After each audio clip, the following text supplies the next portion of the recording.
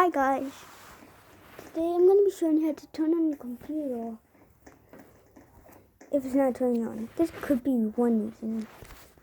So you see this right here. If this comes out, it won't turn on. But if this were to be in, it can turn on. If you haven't played in a long time because of this, it might take a pretty long time to do it in, like to turn on, but otherwise, yeah. And also another reason it couldn't turn on is if it's not plugged in, too.